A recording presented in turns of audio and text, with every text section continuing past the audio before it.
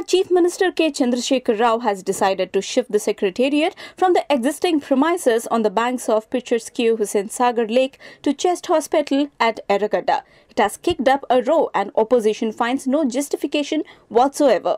The new secretariat building at Chest Hospital, which spread over 74 acres, will have 8 blocks. Unrelenting Chief Minister appears firm on his decision, and he justifies that the people of New Telangana state had a mandate to rebuild the state. He says, and I quote, "I do have a vision and let me rebuild the capital to a world-class standard. But is relocating of New Telangana state be a priority of KCR and his government? What's wrong with the existing premises? Is TRS government's decision to auction secretariat justified?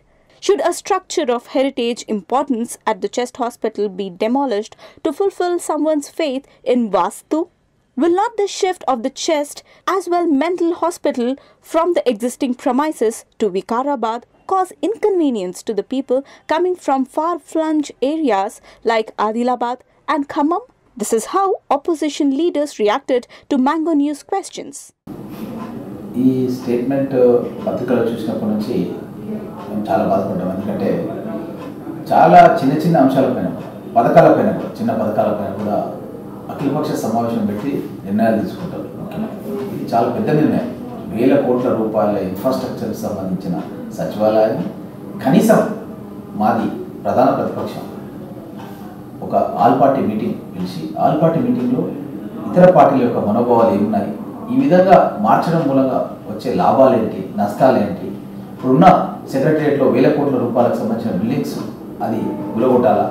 నాకు ఈ మధ్యకాలంలో మొన్న ఒక ఛానల్లో మేము డిస్కషన్కి వెళ్ళినప్పుడు TRS పార్టీకి సంబంధించిన శాసన మండలి సభ్యులు అంటున్నారు దాన్ని పార్క్ చేస్తామని చెప్పి అంటున్నారు.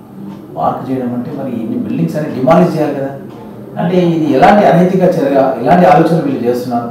కనీసం ఇది చేసే ముందు ఒక ప్రభుత్వం అనేది it's only A custodian care taker government of public.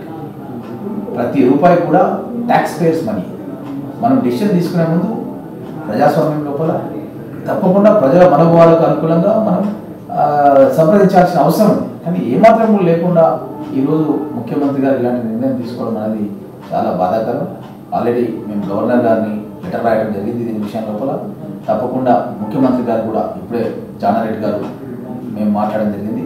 తను కూడా ముఖ్యమంత్రి గారికి ఒక లెటర్ ఈ యొక్క సచివాలయాన్ని ఎర్రగడ్డ జాతీయ ఆసుపత్రికి మార్చడాన్ని పునః పరిశీలించాలి, ప్రజలంతా కూడా ఈ విధంగా ఆలోచిస్తున్నారు అన్న విషయంలో ఇప్పుడే జానారెడ్డి గారు మీ ముందే నేను మాట్లాడడం జరిగింది. మీరు విన్నారు, లెటర్ డ్రాఫ్ట్ తయారవుతుంది.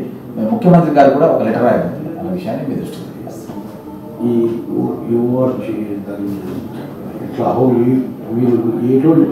ప్రజల్లోకి ఎట్లా తీసుకెళ్తాం?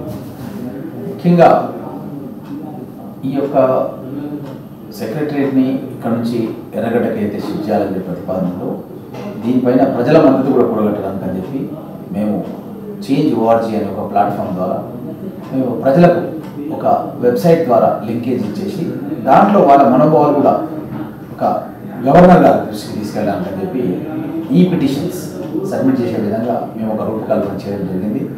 చాలా పిటిషన్స్ గవర్నర్ గారికి వెళ్తున్నాయి అని చెప్పి మా దృష్టికి వచ్చింది ఈ విషయంలో.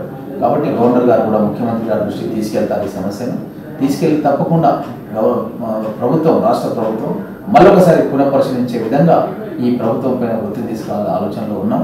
ఇది అయిన తర్వాత కూడా అవసరమైతే న్యాయపరంగా కూడా ప్రభుత్వం పైన హైకోర్టులో వాద్యం వేసే ఆలోచనలో ఉన్నాం. గతంలో కూడా ఫీజు రియంబర్స్మెంట్ పథకంలో కూడా గతంలో ముఖ్యమంత్రి గారు తను ఏకపక్షంగా నిర్ణయాలు తీసుకుంటే 1956 అన్నదాన్ని సుప్రీంకోర్టు కూడా తప్పుపడడం జరిగింది.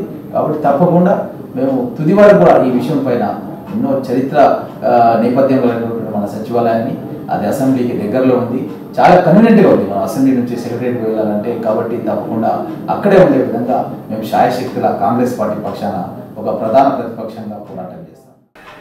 నేను మాజీ మంత్రిగా, తెలంగాణ వ్యక్తిగా, కాంగ్రెస్ పార్టీ వ్యక్తిగా నేను మాట్లాడాను. I mean basically medico